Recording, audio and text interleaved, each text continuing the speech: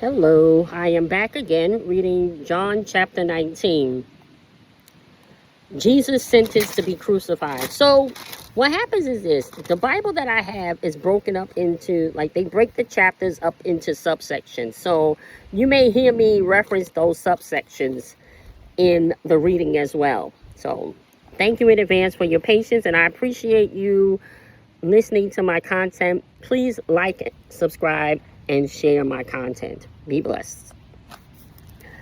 Chapter 19, Jesus sentenced to be crucified. So if you remember in chapter 18, that's when Pilate had asked the Jews if they wanted to save Jesus or save someone else, because it was their custom that at the time of Passover, they would release one prisoner. So so the people were like, no, give us Barabbas, but so instead of Jesus. But Jesus knew that this was going to come about because this was about fulfilling scripture. So thank you. I'm going to start. Thank you for listening again. I'm going to start chapter 19. Jesus sentenced to be crucified. Then Pilate took Jesus and had him flogged. The soldiers twisted together a crown of thorns and put it on his head.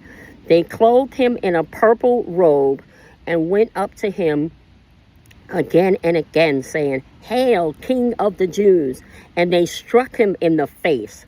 Once more Pilate came out and said to the Jews, "Look, I am bringing him out to you to let you know that I find no basis for a charge against him."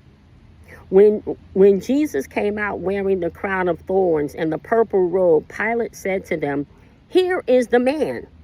As soon as the chief priests and their officials saw him, they shouted, "Crucify, crucify." But Pilate answered, "You take him and crucify him. As for me, I find no basis for a charge against him." The Jews insisted, "We have a law, and according to that law, he must die, because he claimed to be the Son of God." When Pilate heard this, he was even more afraid, and he went back inside the palace. "Where do you come from?" he asked Jesus, but Jesus gave him no answer. "Do you refuse to speak to me?" Pilate said. "Don't you realize I have power either to free you or to crucify you?" Jesus answered, "You would have no power over me if it were not given to you from above. Therefore, the one who handed me over to you is guilty of a greater sin." From then on, Pilate tried to set Jesus free, but the Jews kept shouting, "If you let this man go, you are no friend of Caesar. Anyone who claims to be a king opposes Caesar." When Pilate heard this, he brought Jesus out and sat down, on the judge's seat at a place as the stone pavement, which is Aramaic, is Gabbatha. It was the day of preparation of Passover week, about the 6th hour. "Here is your king," Pilate said to the Jews. But they shouted, take him away, crucify him." "Shall I crucify your king?" Pilate asked. "We have no king but Caesar." The chief priest answered. Finally, Pilate handed him over to them to be crucified.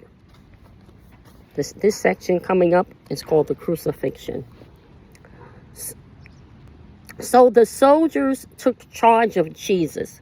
Carrying his own cross, he went to the place of the skull, which in Aramaic is called Golgotha. Here they crucified him, and with two others, one on each side and Jesus in the middle.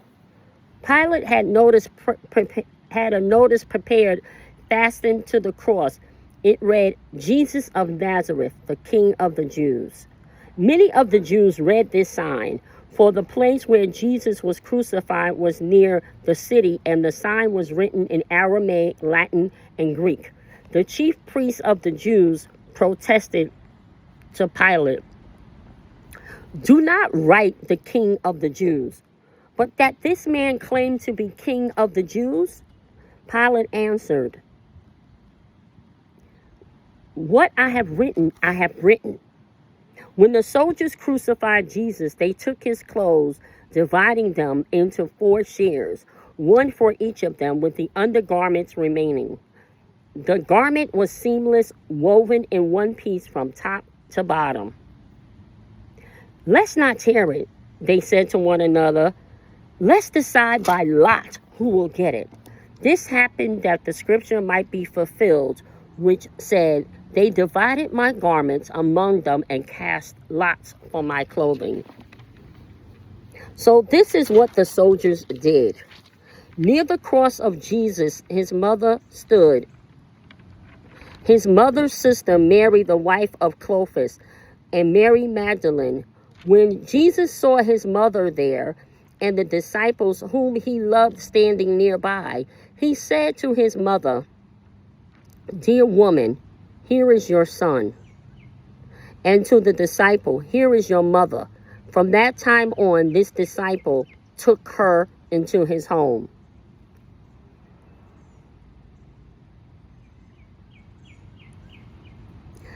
The death of Jesus. Later, knowing all was now completed, and so that the scripture would be fulfilled, Jesus said, I am thirsty. A jar of wine vinegar was there. So they soaked a sponge in it, put the sponge on a stalk of the hyssop plant, and lifted it to Jesus' lips. When he had received the drink, Jesus said, it is finished. With that, he bowed his head and gave up his spirit. Now, it was the day of preparation, and the next day was to be a special Sabbath.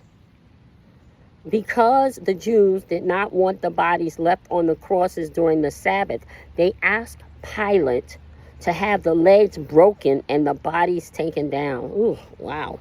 The soldiers therefore came and broke the legs of the first man who had been crucified with Jesus, and then those of the other. But when they came to Jesus and found that he was already dead, they did not break his legs.